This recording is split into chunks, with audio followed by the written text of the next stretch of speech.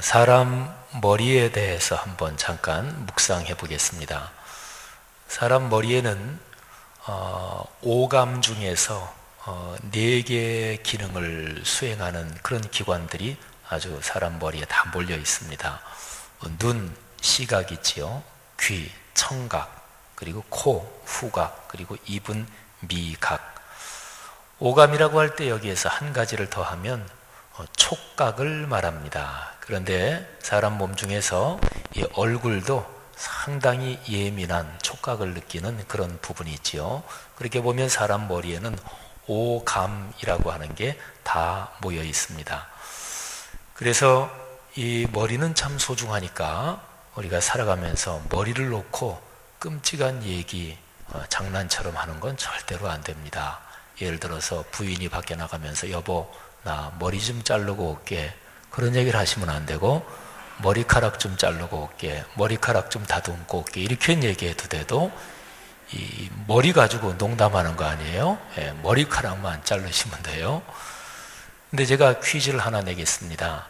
여기에 눈, 귀, 코, 입 4개 중에서 성경에서 제일 많이 얘기하는 게 어떤 기관일 것 같습니까? 귀? 눈이요? 입이요? 요즘 잠언서 묵상하는데 뭐가 많이 나오지요? 입, 그죠? 예. 입이, 제가 정확하게 성경 구절을 세보진 않았지만 제가 그냥 가지고 있는 성경 지식 이렇게 봐도 입이 제일 많이 나오는 것 같아요. 혀, 입, 입술, 여기에서 이제 말이 나오잖아요. 그리고 4개 기관 중에서 제일 무서운 기관이 또 입이에요. 4개 기관 중에서 공격할 수 있는 게 뭘까요? 귀로 사람 공격할 수 있나요? 아니요, 코로 공격해요? 눈은 공격할 수 있다고요? 눈에 카리스마가 있고 도끼가 있는 사람이 쫙 째려보면 그냥 콱 고개 숙이고, 눈도 그 정도 하면 뭐 공격할 수 있는 기능이 있다고도 볼 수 있겠지요. 그런데 뭐 제한적이죠. 근데 입은 달라요. 입은 사람을 공격할 수 있어요. 말 한마디로 사람을 죽일 수도 있어요. 말로 세상이 다 파괴가 될 수도 있어요. 그래서 성경에서 입을 많이 얘기하는 거예요. 사람의 마음에 어떤 생각이 있잖아요. 마음이 상태가 어떻잖아요. 그런데 그게 밖으로 가시적으로 현실적으로 이렇게 나올 때 제일 첫 번째 단계가 그게 바로 입이에요. 그래서 말은 무섭기도 하고 대단하기도 하고, 어떤 사람은 참 말을 아름답고 이쁘게 그리고 부드럽게 사람 기분 좋게 잘하는 사람이 있는가 하면, 어떤 사람은 진짜로 열심히 일하고 다 애쓰고 그런데 말로 다 까먹는 사람도 있습니다. 말 한마디로는 천냥빛을 갚기도 하고 말씀드린 것처럼 사람을 죽일 수도 있어요. 그래서 성경에서는 입에 대해서 많이 얘기하는 거예요. 자, 그 다음에 눈에 대해서 잠깐 묵상을 하겠습니다. 성경이 눈에 대해서 얘기할 때는 2가지를 얘기합니다. 첫째는 조심하라는 얘기를 합니다. 내 눈이 무엇을 보는지 조심하라고 성경은 얘기를 합니다.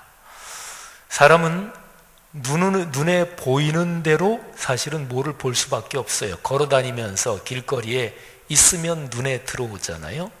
그러니까 내 눈이 모든 것을 다 선택해서 볼 수는 사실은 없습니다. 그러니까 눈에 들어오는 게 있잖아요.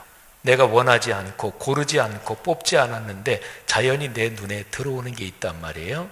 그래서 그런 것들을 조심해야 합니다. 그런데 또 한편으로 이 눈을 생각하면 참 하나님의 은혜, 하나님의 사랑, 그게 깊이 연관된 게 눈입니다. 여러분, 하나님은 우리에게 당신의 비전을 보여주시고 당신의 축복, 그리고 당신이 우리에게 주시는 선물, 그 미래를 열어주실 때 눈으로 보여주실 때가 많습니다. 눈에 보이게 해주시는 거예요. 하나님이 아브라함을 고향과 친척과 아버지의 집을 떠나서 내가 네게 보여줄 땅으로 가라 이렇게 말씀했습니다. 보여줄 땅으로 가라. 가나안 땅에 들어와서 어느 날 하루는 하나님이 아브라함을 밖으로 불러내서 이렇게 말씀하셨습니다. 동서남북 사방을 둘러봐라. 내 눈에 보이는 땅을 너와 네 자손에게 다 주겠다. 이렇게 말씀을 하셨습니다. 하나님이 보여주신 거지요. 여러분, 성경에서 믿음은 이 눈에 아무 증거 아니 배워도 믿음만 가지고서 늘 걸어가며, 이런 찬송도 있지만 사람은 약합니다. 사람 누구나가 다 순교적인 또는 깊은 믿음을 가진 건 아니에요. 근데 하나님도 그걸 잘 아십니다. 그래서 하나님은 당신이 계획해 놓으신 참 찬란하고 복되고 아름다운 미래를 우리에게 보여주신단 말이에요. 그래서 연약하고 한계가 있는 우리가 하나님이 보여주시는 그거를 보고 걸을 수 있게 만듭니다. 가장 대표적인 것, 하나님이 우리의 연약함을 아시고 우리의 한계를 아시고 당신의 눈높이를 이만큼 낮추어서 우리에게 보게 해주시는 가장 대표적인 것을 말씀드릴까요? 그게 바로 예수 그리스도의 십자가 사건이요, 예수님이 이 땅에 오신 사건입니다. 하나님은 전지전능하시잖아요. 그러니까 하나님이 사람 몸을 입고 이 땅에 오시지 않고도 사람을 구원하시려면 구원하실 수 있었을 거예요. 그런데 사람 때문에, 우리 때문에 눈에 보이는 육신을 입고 이 땅에서 내려오, 이 땅에서 사신 거예요. 그래서 이 땅을 거니시고 우리처럼 똑같이 유혹도 받으시고 시험도 당하시고 배신도 당하시고 고통도 당하시면서, 그러면서 성자 하나님이 예수 그리스도로 이 땅을 사셨습니다. 그러니까 우리가 훨씬 믿기가 쉽게 된 거지요. 안 보이는 하나님을 믿는 게 참 쉽지 않잖아요. 근데 예수 그리스도라는 그 존재로 우리와 똑같이 이 땅에서 신체를 가지고 구체적인 사회 환경 속에서 살아가신 그분을 보니까 믿기가 훨씬 쉽잖아요. 사랑하신 여러분, 우리의 눈에 대해서 묵상할 때 늘 하나님의 크신 은혜를 묵상하시기를 바랍니다. 하나님은 자비로운 분이세요. 하나님은 자상한 분이셔요. 우리의 눈에 당신의 귀한 축복을 보여주셔요. 사인을 주시고 심볼을 주신단 말이에요. 유명한 얘기가 있잖아요. 맹자 어머님이 자식을 기르기 위해서 3번 이사했다, 그런 얘기가 있죠. 그래서 어디 시장에 갔더니 조그만 아들 맹자가 맨날 장사하는 거 그거 흉내내고, 또 그 다음에 다른 데로 이사 가서 근처에 장례식 치르는 곳이 있었는데 맨날 장례식 연돌이하고, 그래서 안 되겠다 싶어서 나중에 이사 간 곳이 서당 옆이었고, 그래서 맹자가 학문과 그리고 지도력 리더십에서 일가를 이루었다 하는 저 유명한 맹자의 어머님이 3번 이사한 맹모 삼천이죠. 여러분, 사람은 뭐를 보느냐, 거기에 따라서 자기 인생이 영향을 받습니다. 아주 좀 더 깊게 말하면 내가 뭘 보느냐, 그게 내 삶이다, 이렇게 볼 수가 있습니다. 그러니까 보는 거를 조심해야 되고, 그리고 하나님께서 보여주시는 거를 볼 수 있는 눈이 있어야 돼요. 그런데요, 하나님이 똑같이 보여주셔도 한 사람은 보는데 다른 사람은 못 볼 수 있습니다. 영화 한 편을 내외간이 같이 봤는데, 근데 똑같은 영화 바로 옆자리에 앉아서 봤어도, 예를 들어서 부인은 아유, 그 어떤 배우가 입고 나온 옷 참 그 디자인 멋지더라, 이걸 보는데 남편은 그래서 난 그거 보지도 못했는데, 뭘 보지 못해요, 옆에 있었는데. 근데 다른 거를 본 거지요.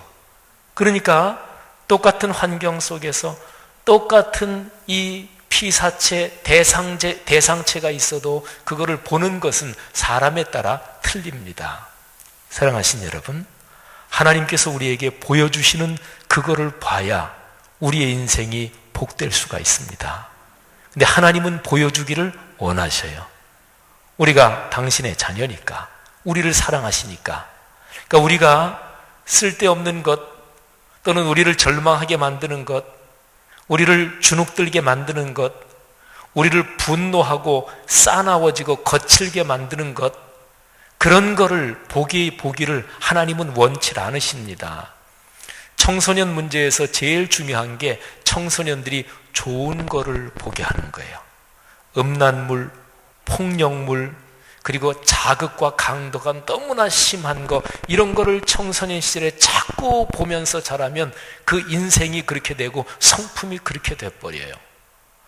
여인이 임신하고서 태교하잖아요. 태교에서 제일 중요한 거 하나가 좋은 거를 보여야 돼요. 그래서 아이를 임신한 여인은 과일도 이쁘게 생긴 거 먹고, 모두 이쁘고 아름다운 거, 아름다운 그림 많이 보고 그렇잖아요. 보는 게 그 사람의 인생입니다. 보는 거하고 연관해서 큰 복이 있기를 바랍니다. 오늘 여기 사무엘상 6장 말씀에는 보는 것과 연관된 귀한 가르침이 여기에 담겨 있습니다. 그 당시 시대 배경, 사건 배경을 잠깐 설명드릴까요? 엘리 제사장 시절이었습니다. 엘리 제사장이 연세가 많이 들었습니다. 그런데 나이가 많이 들었는데 엘리 제사장이 눈이 어두워서 잘 보지 못하게 그렇게 신체적인 나이가 들었습니다. 몸은 굉장히 비대했습니다. 둔했습니다. 근데 신체의 눈으로 보지 못했다, 몸이 비대했다, 이거는 신체에 대한 설명만이 아니고 사무엘상을 초반을 잘 읽어보면 엘리의 영적 상황에 대한 이야기이기도 합니다. 영적인 눈도 어두워졌어요. 그리고 영적인 역동성도 아주 둔해졌습니다. 당시에 블레셋하고 전쟁이 있었습니다. 근데 이스라엘이 계속 졌어요. 엘리에게 아들 둘이 있었거든요. 홈니, 비느하스.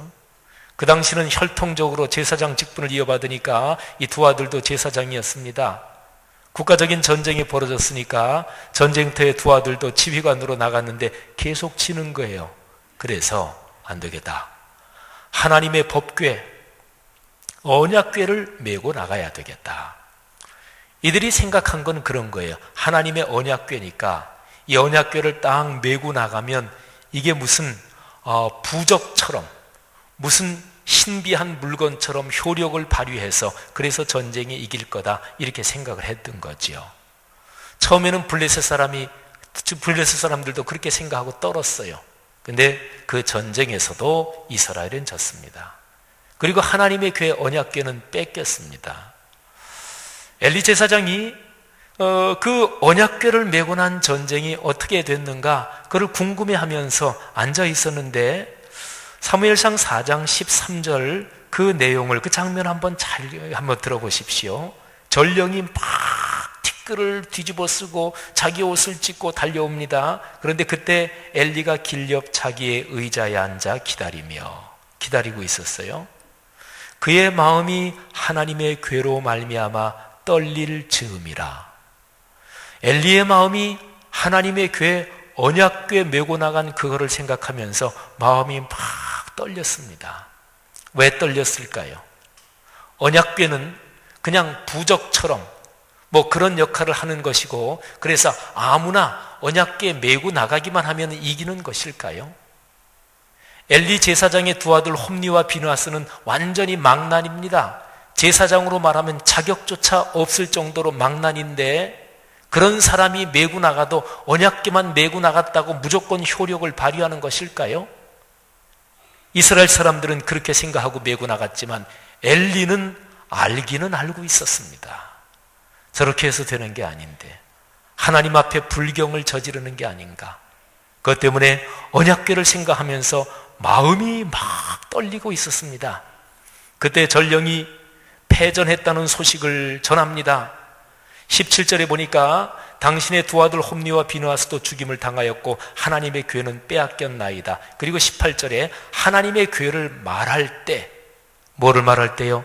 하나님의 궤가 뺏겼다고 바로 그 부분을 얘기할 때 엘리가 충격을 받아서 자기 의자에서 뒤로 넘어져 문 곁에서 목이 부러져 죽었으니 나이가 많고 비대한 까닭이라 그가 이스라엘의 사사가 된 지 40년이었더라. 아멘.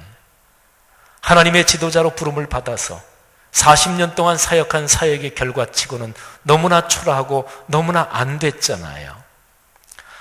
사무엘상 쭉 진행되는 4장, 5장, 여기 6장에까지 제일 중요한 주제, 제일 중요한 단어는 언약궤, 하나님의 궤, 바로 이것입니다. 자, 언약궤가 뺏겼어요. 블레셋으로서는 대승입니다. 승리도 이렇게 큰 승리가 없어요. 적군하고 싸웠는데, 그런데 적군 저쪽 나라 사람들이 섬기는 그 신, 그 하나님의 가장 귀한 성물까지 뺏었으니까 이거는 뭐 대단한 승리죠. 그 사람들이 생각하기에 그 신물, 그 성물, 그 대단한 전리품을 자기들이 섬기는 신 다곤 신전의 신당에다가 거기를 두었습니다. 그런데 그 다음날 자고 일어났더니 그 큰 다곤 신상이 엎어져서 코가 땅에 처박혀 있습니다. 이게 웬일인가? 그 신상을 다시 세워놨습니다. 그런데 그 다음날이 되니까 다시 엎어졌을 뿐 아니라 목이 부러졌고 팔이 부러져가지고 난리가 났습니다. 그리고 바로 이어서 그 도시에 무서운 병이 돌기 시작합니다. 그 도시가 아스돗이었는데 사람들이 생각하기를 야 이거 안 되겠다. 아무래도 이스라엘에서 뺏어온 언약궤 그 궤 때문에 그런 것 같다. 그래가지고 그거를 가드라는 도시로 옮겨요. 그런데 가드라는 도시에도 무서운 독종병이 돌기 시작합니다. 블레셋 사람들이 다 생각해요. 이거는 저 이스라엘 사람들이 섬기는 여호와 하나님, 그 하나님을 상징하는 이 성물, 이것 때문에 이 병이 온 것 같다. 그래서 블레셋의 최고 지도자 5명이 모입니다. 블레셋은 5개 큰 도시가 중심이 돼서 그 도시의 통치자 방백 또는 제후 또는 작은 왕이지요. 이 5사람이 연합체를 이룬 게 블레셋 민족이었어요. 5명이 모였어요. 어떻게 하겠느냐. 그래서 에그론이라는 도시로 다시 한번 옮기려고 하는데 에그론 사람들이 난리가 났어요. 우리 다 죽이려고 하느냐. 그래서 이 5명이 논의를 합니다. 블레셋 그 나라 사람들 중에서 영적인 세계, 영적인 거를 좀 안다고 하는 뭐 점술과 술객 또는 영적인 일을 하는 사람들이겠죠. 그 사람들을 불렀어요. 어떻게 하면 좋습니까? 그 사람들이 이런 제안을 했습니다. 이스라엘 백성에게 빼앗은 언약궤를 정성과 예를 다해 돌려보내야 됩니다. 이스라엘의 하나님 여호와 앞에 무례하게 행한 것을 죄를 용서 비는 제물과 함께 이거를 돌려보내야 합니다. 그런데 돌려보낼 때 자기 새끼를 가진 암소, 지금 새끼 젖을 먹이고 있는 암소 2마리를 수레를 끌게 해서 거기에다가 모셔서 이스라엘 쪽으로 보내십시오. 그런데 누가 앞에서 암소 콧두레를 꿰가지고 이렇게 끌고 가지 말고 그냥 법궤에 잘 모셔서 암소 2마리의 멍에를 매게 하고 그리고 그냥 놔두십시오. 그 암소들이 이스라엘 쪽으로 쭉 가면 지금 자기 새끼들이 있는데 그런데 새끼들은 돌아보지 않고 이스라엘 쪽으로 쭉 가면 이거는 이스라엘의 신 여호와가 직접 일으킨 재앙입니다. 그래서 블레셋 사람이 준비를 했어요. 암소 2마리, 말씀드린 대로 새끼 아직 젖을 먹이고 있는 암소 2마리에게 멍에를 매게 했습니다. 수레를 새로 잘 만들었어요. 정석껏 만들었겠죠. 그리고 법궤를 싣고 그리고 거기에 금쥐, 금독종, 말하자면 큰 독종 병이 일었으니까 뭐 이런 거 상징해가지고 거기에다가 금덩어리로 만든 그것들을 만들어서 예물로 싣고 그리고 보냈습니다. 자, 어떻게 됐을까요? 암소 2마리가 수레를 끄는데요. 그 새끼들은 저 외양간에다가 넣어놨는데 암소 2마리가 가는데 이스라엘 쪽으로 가요. 근데 울면서 가요. 근데 뒤도 안 돌아봐요. 우는 거는 뒤에 있는 자기들 새끼가 그게 생각이 돼서 우는 거지요. 그런데 이스라엘 쪽으로 계속 가요. 블레셋과 이스라엘의 접경 도시, 이스라엘 도시 베세메스까지 가는데 쭉 난 큰 길로 좌로 우로 치우치지 않고 큰 길로 일직선으로 그 암소가 수레를 끌고 울면서 갑니다. 자, 사무엘상 6장 오늘 10절 16절 여기까지에는 바로 그 장면에서 제일 중요한 장면이 나와 있습니다. 여러분 오늘 여기 우리가 같이 묵상하는 본문에 본다 이런 데가 2군데 있어요. 13절에 보니까 이스라엘 사람이죠. 베세메스 사람들이 그 궤가 오는 것을 봐요. 수레가 오는 것을 봅니다. 그래서 눈을 들어 궤를 보고 여기에 본다는 말이 한 번 나오고 16절에 블레셋 5 방백이 이것을 보고 또 본다는 말이 나옵니다. 여러분 이 2가지 경우에 우리 자신을 한번 대입시켜 보십시다. 블레셋 방백들이 봤어요. 그리고 베세메스 사람들이 봤어요. 자, 거기에다가 여러분과 저를 대입시켜 보는 거예요. 여러분과 제가 블레셋 방백이라고 생각해 보세요. 그러면 무엇을 봤을까요? 여러분과 제가 법궤를 실은 그 수레, 그게 오는 그 도시에 살던 베스메스 사람들이라고 생각해 보세요. 그러면 베스메스 사람들은 무엇을 보았을까요? 먼저 첫 번째로 블레셋 방백입니다. 수레를 만들고 그리고 새끼를 먹이는 암소 2마리에게 멍에를 지우고 그 수레를 끌게 합니다. 수레는 언약궤 법궤가 실려 있습니다. 그리고 하나님의 신물을, 성물을 소홀히 취급했던 것을 용서를 비는 금덩어리들로 만든 그런 형상들이 거기에 담겨 있습니다. 방백들이 보는 거예요. 앞에서 가는 게 아니에요. 뒤에 이렇게 있습니다. 근데 암소들이 움직이기 시작합니다. 베스메스 쪽을 향해서 울어요. 새끼들 때문에. 근데 뒤도 돌아보지 않고 계속해서 일직선으로 새끼들이 있는 방향과는 반대 방향으로 갑니다. 5 방백들이 어떻게 생각했을까요? 여러분과 저를 그 자리에 세워보자고 했으니까 여러분과 제가 5 방백이라면 어떤 마음이 들었을까요? 진짜네. 맞네.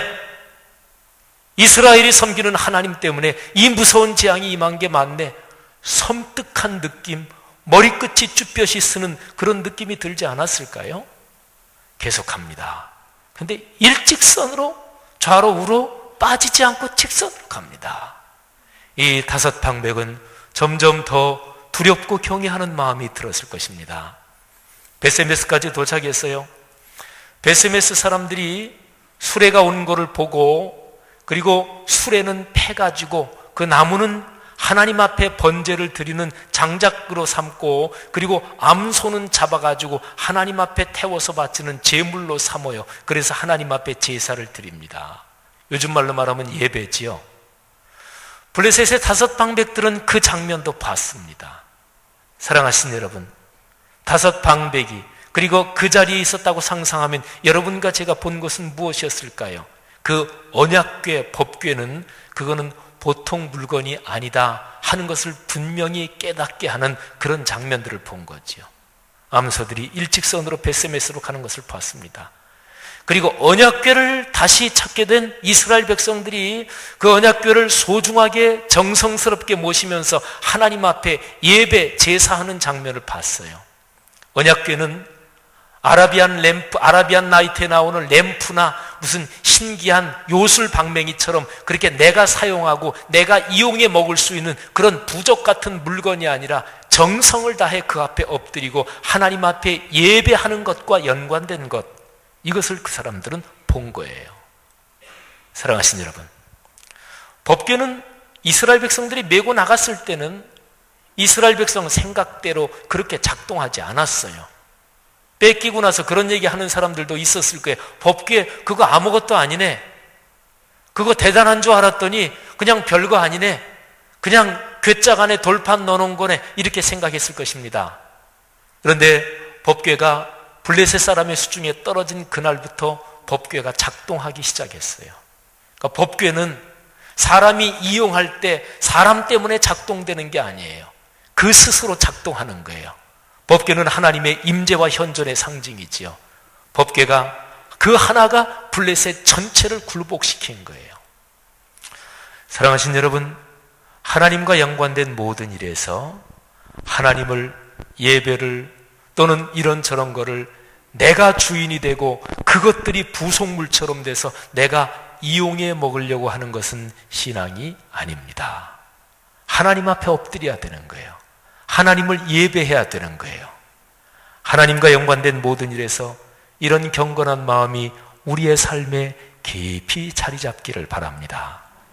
2 번째로 베스메스 사람들은 무엇을 봤을까요? 오늘 여기 성경 13절에 보면 베스메스 사람들이 골짜기에서 밀을 베고 있었어요. 그런데 보니까 소 울음소리가 들렸겠죠. 이렇게 보니까 소들이 와요.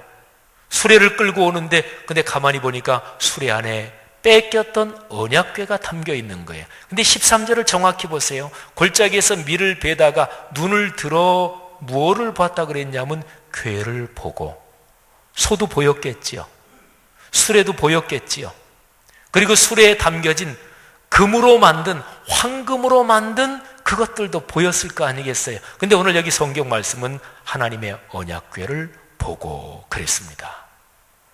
소가 블레셋 사람들이 그 수레를 끌게 하려고 소를 이렇게 뽑았을 때 아무 소나 뽑았을까요? 아니면 어차피 이스라엘 백성 쪽으로 가는 거 그냥 빌어먹은 소 그냥 그거 뽑았을까요? 아니에요. 지금 자기들은 죽느냐 사느냐 하는 문제예요. 이스라엘 신에게 재앙을 당한다. 신의 재앙이 있다. 이거는 무시무시한 거거든요. 그러니까 소 중에서도 제일 좋은 소를 뽑았을 거예요. 언약궤를 실은 그 수레를 끌고 오는 소는 참 멋있는 소였을 것입니다. 참 품질이 좋은 소였을 거예요. 근데 소를 보지 않았습니다. 수레는 어땠을까요? 그냥 널빤지 궤짝으로 다 쓰다가 낡고 덜컹거리는 그런 수레 하나 갖다가 거기 대강 이렇게 붙여가지고 그렇게 짰을까요? 천만에요. 아까 말씀드린 것처럼 지금 민족이 죽느냐 사느냐 하는 문제였다니까요. 가장 좋은 나무로 가장 정성을 다해서 블레셋 그 나라에서 제일 솜씨 좋은 목수를 불러다가 그 수레를 짰을 거예요. 그리고 5 방백들도 수레를 짜고 준비하는 가운데 거기에 가끔 들리고 자주 들려가지고 잘 짜야 된다, 정성을 다해야 된다, 그렇게 격려하고 독려했을 거예요. 수레는 얼마나 아름다웠을까요? 거기에 사용된 나무는 얼마나 고급 품질의 나무였을까요? 그런데 베세메스 사람들은 수레를 봤다고 여기에 기록되어 있지 않습니다. 그리고 거기에 황금 덩어리가 실려 있었잖아요. 무슨 물건이 있을 때 금덩어리가 있으면 가장 빛나는 거지요. 밭에서 밀을 베다가 그랬으니까 낮이었습니다. 태양빛에 받아서 금덩어리로 만든 금독종, 금주 형상 그 금덩어리가 찬란하게 빛났을 거 아니겠어요? 야, 금이네, 금덩어리네, 이런 말을 했을 법도 한데 오늘 여기 성경 말씀에는 눈을 들어 궤를 보고. 사랑하신 여러분, 암소는 어떻게 됐어요? 제물로 죽었어요. 수레는 어떻게 됐어요? 제물의 땔감으로 사용됐어요. 금은 어떻게 됐을까요? 국고로 들어갔든지 어떻게 됐겠죠. 근데 베세메스 사람들이 본 것은 하나님의 언약궤였습니다. 사랑하신 여러분, 살아가면서 뭐가 눈에 들어오십니까? 교회 활동, 교회 봉사를 하면서 뭐가 눈에 들어오십니까? 하나님의 언약궤 안에는 십계명의 돌판이 들어있어요. 하나님의 말씀이 있지요. 하나님은 당신의 말씀을 상징하는 십계명의 돌판, 거기에 당신 자신을 당신 스스로 묶어 두시는 거예요. 그 하나님의 거룩한 말씀, 거기에 내가 같이 있겠다, 내가 그 자리에 있겠다. 하나님의 언약궤는 오늘날로 말하면 바로 66권 성경 말씀이에요. 오늘날로 말하면 예배의 자리, 말씀이 선포가 예배에서 심장이니까 바로 예배의 자리, 그게 하나님의 언약궤입니다. 교회 생활하면서 하나님의 궤가 먼저 눈에 들어오십니까? 아니면 다른 사람이 들어오십니까? 아니면 체면이 눈에 먼저 들어옵니까? 내 자존심이 먼저 들어옵니까? 내게 이익이 되나 손해가 되나 이게 먼저 들어오십니까? 사랑하신 여러분, 하나님의 일을 하며 하나님의 사람으로 그리스도인으로 인생길 걸어가면서 제일 먼저 우리의 눈에 들어와야 될 게 있어요. 그게 바로 하나님의 말씀입니다. 사랑하신 여러분, 블레셋 사람들이요, 베세메스 사람들이 법궤를 받아가지고 어떻게 하는 걸 봤어요. 수레는 패가지고 장작으로 삼고 암소는 잡아서 제물로 삼아서 하나님께 예배드리는 걸 봤잖아요. 블레셋 사람들은 오늘날로 말하면 아직까지 예수를 믿지 않는 그런 분들을 얘기한다, 이렇게 볼 수 있겠지요. 그런데 블레셋 사람들, 예수를 믿지 않는 사람들이 예수를 믿는 사람들이 하는 걸 보고서 하나님을 알게 됐고 하나님이 살아계심을 깨닫게 됐어요. 제사드렸잖아요. 예배입니다. 예수 믿는 사람들이 예배를 드리는 걸 보고 예수 안 믿는 사람들이 하나님이 살아계시다는 것을, 하나님의 말씀 앞에 어떻게 해야 된다는 것을 예수 안 믿는 사람들이 보게 됐다, 알게 됐다, 그런 얘기지요. 자, 그런데 구체적으로 생각해 볼까요? 우리는 예배는 예배당 안에서 드리잖아요. 예수 안 믿는 사람들이 요 공간까지 들어오진 않잖아요. 그러니까 그 사람들이 우리가 예배당 안에서 예배 드리는 모습은 보지는 못해요. 그런데 예배가 끝나고 생활 현장으로서 나가서 드리는 예배, 그거를 로마서 12장 1절 2절에 의하면 삶의 예배라 그럽니다. 산제사라 그래요. 우리가 예배를 드리고 받은 은혜를 가지고 직장 생활에서 사회 생활에서 하나님의 거룩한 말씀이 우리의 삶에서 자연스럽게 나타날 때 그때 블레셋 사람으로 상징할 수 있는 예수를 아직 믿지 않는 사람들이 우리를 보고서 하나님을 알게 된단 말이에요. 마지막에 천국의 문 앞에 주님 앞에 섰을 때 가장 영광스러운 것은 다음과 같은 상황입니다. 내가 거기 서 있는데, 여러분이 거기 서 계시는데, 여러분은 모르는 사람, 어떤 사람이 주님한테 이렇게 얘기하는 거예요. 오 주님, 저는 여기 있는 이 사람이, 여러분을 지칭하면서 이 사람이 사는 삶의 모습을 보고 저는 하나님을 처음 알게 됐습니다. 이 사람이 삶의 현장에서 나랑 같은 직장 생활을 했는데, 또는 우연하게 이 사람을 어디서 봤는데 이 사람이 사는 삶의 모습을 보고 나는 예수 믿는 사람들이 섬기는 하나님이 살아계시다는 사실을 그때 깨닫게 됐습니다. 이 사람이 나를 주님 앞으로 인도했습니다. 그런 얘기를 듣는다면 얼마나 좋을까요? 그런 축복이 있기를 바랍니다. 그런 복이 많기를 바랍니다. 하나만 더 묵상할까요? 블레셋의 5방백, 거기에 여러분과 저를 한번 대입해 봤습니다. 그리고 벳세메스 사람들 그 자리에 한번 대입해 봤습니다. 근데 하나 더, 수레를 끌었던 2 암소, 거기에 한번 여러분과 저를 대입해 보십시다. 2 암소는 뭘 봤길래 벳세메스 쪽으로 일직선으로 갔을까요? 자기의 새끼는 뒤에 있는데, 그러니까 동물 짐승의 본성에 거스르는 길로 간 거잖아요.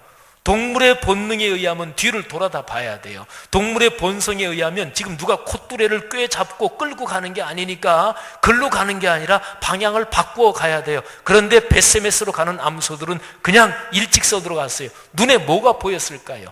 그 암소들의 눈에 뭐가 보였을까요? 여러분과 저를 그 암소로 한번 대입해 본다면 눈에 뭐가 보였다고 생각하십니까? 하나님이 짐승들의 눈에도 뭐가 보이게 하실까요? 그럴 수 있습니다. 사람이 미련해지면 어떨 때는 사람보다 짐승의 눈에 더 잘 보여주시기도 해요. 발람이라는 사람이 그랬어요. 하나님의 명령을 거스리고, 그리고 하나님의 명령을 자꾸 자기 자신이 합리화하고, 그리고 자기 자신이 이렇게 저렇게 정당화하면서 요리저리 꺾으려고 하니까 하나님께서 발람이 타고 가는 나귀 앞에 칼을 빼든 천사를 보냈습니다. 발람은 보지 못했습니다. 그런데 그 나귀는 무시무시한 칼을 빼들고 있는 천사를 봤어요. 나귀가 옆으로 피하고, 그리고 담벼락에 비비고, 그래서 발람의 다리가 까지고, 그랬더니 발람이 자기 나귀를 책망해 이놈의 짐승 새끼 죽여버릴까 보다. 그랬더니 그때 하나님이 이 나귀의 입을 여셔요. 당신 눈에는 지금 칼을 빼들고 있는 천사가 보이지 않느냐? 이 벳세메스로 가선 암소는 뭘 봤을까요? 사랑하신 여러분, 거룩한 상상력을 동원해서 우리가 묵상할 영역입니다마는 이 암소의 눈에 하나님께서 저 앞에 있는 하나님의 거룩한 영광을 보게 하셨을 거예요. 하나님이 저 앞에서 암소에게 너는 이쪽으로 곧장 와야 된다 말씀하셨을 거예요. 뭔가 보였을 거예요.